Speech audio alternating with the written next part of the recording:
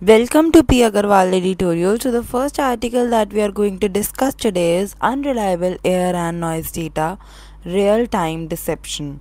तो इस आर्टिकल में हम क्या बात कर रहे हैं कि हमें पता है data credibility is very it is just equivalent to policy strength. तो जितना ज़्यादा अच्छा डाटा, जितना सही डाटा होगा, उतनी ही ज़्यादा पॉलिसी की स्ट्रेंथ होगी.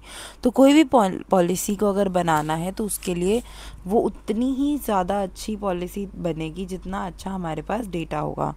और इंडिया में दो जो मेजर एनवायरमेंटल मॉनिटरिंग सिस्टम्स हैं, दिल्ली का जैसे real time air pollution network और लखनऊ का national ambient noise monitoring network, यही फेल कर रहे हैं रिलायबल डाटा देने में. तो ये फेलियर्स एक बिग कंसर्न्स हैं क्योंकि इससे ही पॉलिसी सारी डिसाइड होनी है. तो गवर्नेंस, ट्रांसपेरेंसी, पब्लिक ट्रस्ट, ये सब कहाँ गया? क्या कर रहे हैं governance? Delhi's air quality network, a failing system. तो दिल्ली में वर्स्ट एयर पॉल्यूशन है ऑलमोस्ट, बट फिर भी ऑफिशियल जो डाटा है वो मॉडरेट एयर क्वालिटी शो करता है, जो कि रियल टाइम रियलिटी में जो लोगों का एक्सपीरियंस है उससे मेल ही नहीं खाता. ऑडिट्स जो है उन्होंने मेजर फ्लॉज देखे, जैसे कि सेंसर्स जो हैं वो ट्रीज़ के अंदर लगे हैं, वॉल्स के पीछे हैं और पॉल्यूटेड जोन से दूर हैं. जो न्यू प्रपोजल्स भी हैं उनमें भी जो प्लान कर रहे हैं सेंसर्स इंस्टॉल करने का, वो भी लेस पॉल्यूटेड एरियाज़ में कर रहे हैं. तो अपने आप ही फॉल्स सेंस ऑफ इम्प्रूवमेंट तो आएगा ही. तो ये एक टेक्निकल इशू नहीं है, ये गवर्नेंस फेलियर है. If the evidence itself is unreliable, how can policies be trusted?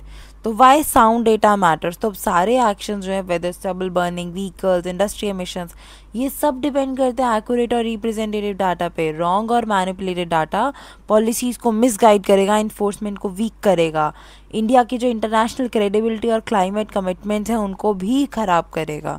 लखनऊ's noise pollution network another example. तो काफ़ी इंडियन सिटीज़ में जो नॉइस लेवल्स हैं वो लीगल लिमिट से एक्सीड करते हैं, पर जो ऑफिशियल डेटा है वो फेल कर रहा है to capture the real image. तो सेंसर्स का जो माल फंक्शन, या इंडिया अभी भी जो आउटडेटेड नॉइज़ पोल्यूशन रूल्स को फॉलो कर रहा है, क्या है उसमें हमारा अभी जो WHO के स्टैंडर्ड्स हैं उससे डेसिबल लिमिट्स नीचे हैं. वीक इन्फोर्समेंट है, मिनिमल पेनाल्टीज़ हम लगाते हैं, तो उसके कारण लोग इसको फॉलो नहीं करते हैं. रिजल्ट इज़ कि पीपल अभी भी सफ़र कर रहे हैं because of excessive noise, specially around airports and busy road. Technology without science is equal to deception. तो इंडिया टेक्नोलॉजी को एक शो पीस की तरह यूज़ कर रहा है. शाइनी सेंसर्स, डैशबोर्ड्स, ये सब तो हमने लगा दिया, पर कोई साइंटिफिक डिसिप्लिन नहीं है.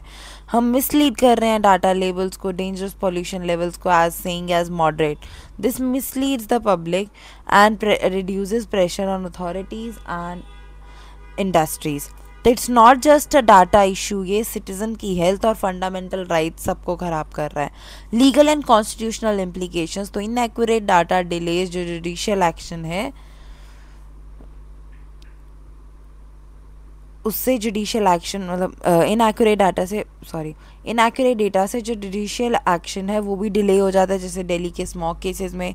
फिर रॉन्ग नॉइस रीडिंग्स जो है वो सिटीजन्स के राइट्स को वीकन करती हैं under article 19 and 21, that is freedom and right to live.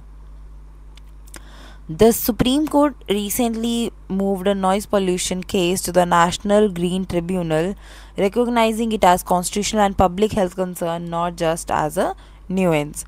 Missing oversight and accountability. तो जो सेंट्रल पोल्यूशन कंट्रोल बोर्ड है उसने क्लियर रूल्स होने चाहिए फॉर उसके पास हैं clear rules for installing and auditing sensors, पर जो इन्फोर्समेंट है वो वीक है. हम पॉलिटिकल इंटरफेरेंस बहुत ज़्यादा है.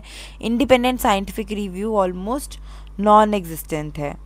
Despite spending crores on high-end sensors, there is no third-party audit or public transparency unlike international norms. Human cost of misleading data. तो एयर क्वालिटी लाइफ इंडेक्स ने देखा कि अगर दिल्ली WHO एयर स्टैंडर्ड्स को meet करता तो life expectancy could rise by 8.2 years. Across India जो pollution है उसने लाइफ एक्सपेक्टेंसी को ऑलमोस्ट 5 ईयर्स से कट डाउन कर दिया है. फेक और मैनिपुलेटेड डेटा रियलिटी को हाइड करता है and it diverts the attention from accountability. जो पॉल्यूटेड एयर है वो डैमेज करती है लंग्स, आइज और चाइल्ड हेल्थ को. जो व्हेन जब एयर डाटा लाई करता है तो asthmatic children and elderly citizen are the ones who suffer. So the way forward science, transparency and trust. तो अपने सिस्टम को फिक्स करने के लिए साइंटिफिक स्टैंडर्ड्स फॉलो करके सेंसर प्लेसमेंट रखें, involve independent experts and scientific audits, raw data को public किया जाए सिटीजन और थर्ड पार्टी रिव्यू के लिए, एक सिटीजन oversight panels हों to ensure transparency. So the final message is Delhi and Lucknow's experience are just a warning for all Indian cities. Real-time environmental monitoring is valuable only if it reflects real conditions. Misleading data means policy fails, public trust dies and health suffers. तो बिना scientific rigour, openness और accountability के India का जो real time network है will keep being real time deception. So the crux of the topic is कि जो real time pollution data है वो रियल होना चाहिए, not just a tool for optics. तो reliable data is the foundation of public health policy and trust. Without it, India risks both its citizens' health and its global credibility. Next article is we need a law to protect domestic workers. तो Supreme Court's call for action. तो जनवरी में Supreme court ने union government को direct किया to create a comprehensive national law protecting domestic workers rights. एक committee to design this framework and submit a report within 6 months. But अभी तक clear नहीं है कि अभी तक वो एक्चुअल में काम किया गया है या नहीं. Who are India's domestic workers. तो इंडिया के पास ऑलमोस्ट 4 मिलियन से 90 मिलियन के बीच में डोमेस्टिक वर्कर्स हैं. Mostly are women and girls from SC and ST tribes. Then इससे क्या होता है, इनको लोगों को हाईली वनरेबल हो जाते हैं या एक्सप्लॉयटेशन, हरासमेंट और अब्यूज़ के डिस्क्रिमिनेशन होता है due to caste and class. So why they are so vulnerable? क्योंकि जो डोमेस्टिक वर्क है वो प्राइवेट होम्स में होता है, इंस्पेक्शंस मॉनिटरिंग इम्पॉसिबल है, वर्कर्स को isolation, violence, verbal, physical abuse भी फेस करने पड़ते हैं कई बार. चाइल्ड लेबर बहुत कॉमन है, काफ़ी डिपेंड करते हैं मिडल मैन एंड एजेंसीज जो हाई कमीशंस तो ले लेती हैं और उनको एक्सप्लॉइट करती हैं. कुछ वर्कर्स फुल टाइम काम करते हैं एक ही फैमिली के लिए, कुछ पार्ट टाइम काफ़ी होम लोगों घरों में काम करते हैं, making it difficult to set standard wages, define working hours और ensure paid leave. Migrant and cross border workers. तो काफ़ी माइग्रेंट वर्कर्स स्टेट्स के अक्रॉस या इवन नेबरिंग कंट्रीज़ में भी जाते हैं विदाउट अ नेशनल लॉ. उनके जो राइट्स हैं disappear because when they move from one place to another. This legal gap leaves millions without protection or benefits. Global standards, but India lags behind. तो 2011 में ILO adopted convention number 189 to guarantee domestic rights. India ने उसके favour में vote किया पर ratify नहीं किया. इसका मतलब no legal binding है. Since 1950s, इंडिया ने several times try किया है to make a national law, but none were passed. So the national platform for domestic workers drafted a bill in 2017, yet it never became a law. तो जो current supreme court का directive है also misses one thing that the committee doesn't include domestic workers representatives, which is a major concern. कुछ progress state level पे. तमिलनाडु का एक welfare board है under the manual workers act 1982.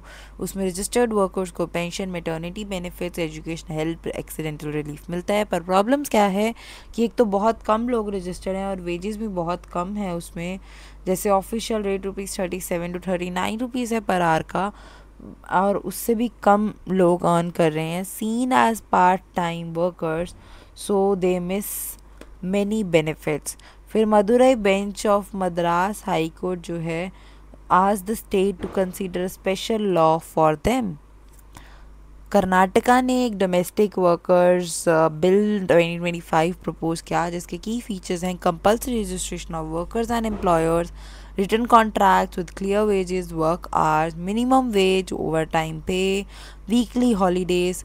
Employers must contribute 5% of wages to the welfare fund. तो what India must do now. तो India को justice और dignity domestic workers के लिए अगर इंश्योर करना है तो मिनिमम वेजेस सेट होनी चाहिए. सिर्फ 12 स्टेट्स ने करंटली सेट कर रखी हैं. रजिस्ट्रेशन सिस्टम ऑल जिसमें सारे वर्कर्स, एजेंसीज, एम्प्लॉयर्स सब रजिस्टर हों within the government. Then work books for record keeping. Tripartite board जो है वो इशू करे work books, record wages, attendance and leaves monthly.